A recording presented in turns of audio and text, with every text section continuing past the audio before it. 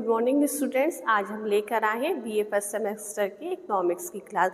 पिछले क्लास में हमने पढ़ा था कि मांग की लोच क्या है और जाना था कि मांग की लोच को हम कैसे मेजर कर सकते हैं। आज हम उसके आगे का कंटिन्यू करते हुए पढ़ाते हैं कि आज हम क्या पढ़ेंगे। मांग की कीमत लोच की श्रेणियाँ क्या है।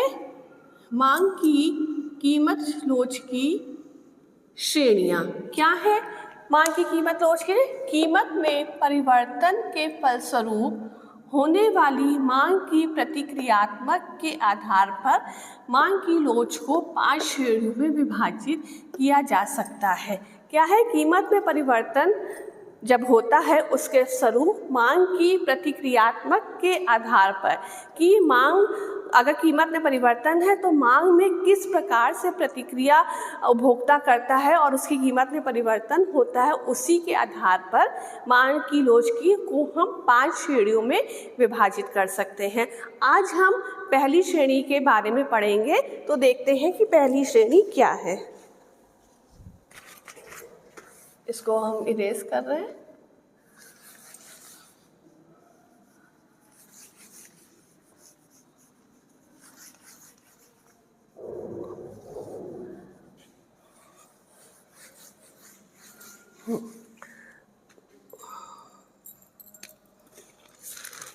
तो पहली श्रेणी हमारी है सापेक्षित लोचदार मांग।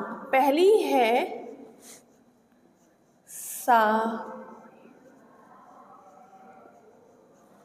सापेक्षता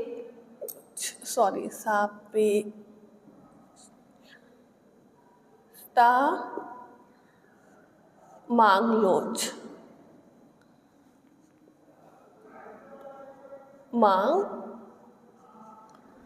लोच।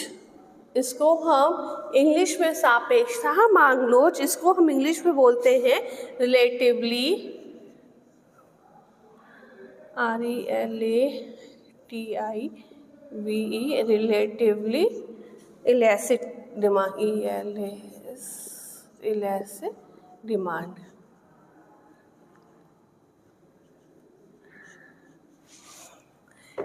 सापेक्षता मांग की लोच। ये सापेक्षता मांग की लोच क्या है। इसमें हम ये देखते हैं कि जिस प्रकार से किसी वस्तु की कीमत में परिवर्तन होता है तो मांग में उससे ज़्यादा परिवर्तन होता है। अगर किसी वस्तु की कीमत 10 रुपये है और मांग हमारी 5 है, तो अगर कीमत हमारी घट के कितनी, अगर 10 से कीमत 5 हो गई है तो वस्तु की मांग बराबर मात्रा में नहीं वो बढ़ेगी, मतलब कि वो 10 की जगह 12 हो जाएगी। इसका हम फॉर्मूला और इसको हम डायग्राम से समझेंगे। तो रिलेटिवली इलास्टिसिटी की डिमांड क्या है, इसको हम देखते हैं। इसका फॉर्मूला है delta Q upon Q greater than delta P upon P. ये है डेल्टा क्यू। क्या है डेल्टा, अभी हमने पिछले क्लास में पढ़ा था जब, तो उसमें क्या है, डेल्टा क्यू है हमारी बढ़ी हुई डिमांड, ये आरंभिक डिमांड, ये भी है ये बढ़ा हुआ प्राइस अपॉन आरंभिक प्राइस। तो अब इसको हम डायग्राम के थ्रू देखेंगे। तो डायग्राम देखते हैं। डायग्राम से आपको अच्छे से समझ में आ जाएगा। ये हमारा OX एक्सिस है, ये हमारा OY एक्सिस है। ये है, यहाँ पर हम शो करेंगे मांग की मात्रा, और ये हम यहाँ इस OY एक्सिस पे शो करेंगे कीमत।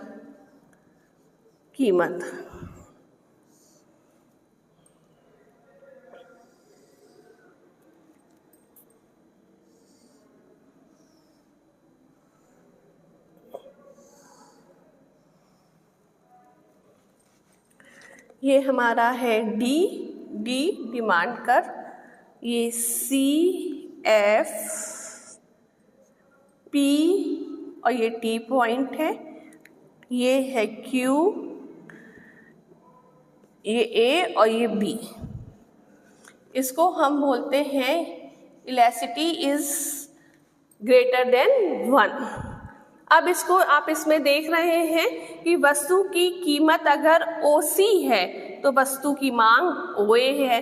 कीमत अगर घटकर ये कीमत लेस होकर OF अगर हो जाती है तो वस्तु की मांग OB हो जाती है। मतलब कि ये हमारा आयात है, इसको हम इस निशान से हम इंडिकेट करेंगे CPFT। क्या है? ये क्या है? और ये आयात ये किसका है? ये हमारे कीमत का आयात है।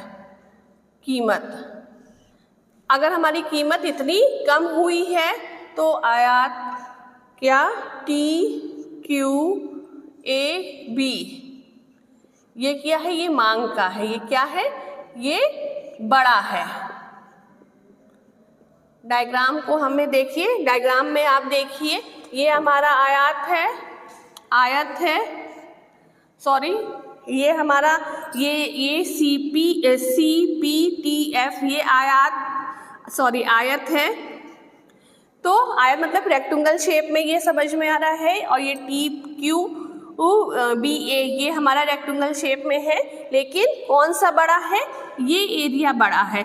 तो हम जैसे कि ये हमने फॉर्मूला है, इसी के अनुसार AB is greater than CPFT। तो यहाँ पर ये क्या हुआ? Elasticity of demand is greater than E। इसको हम बोलते हैं सापेक्ष मांग लोच, रिलेटिव इलास्टिसिटी डिमांड। इसको इससे हम शो करते हैं। अब आज के लिए इतना ही, इसके आगे हम कल पढ़ेंगे। Thank you.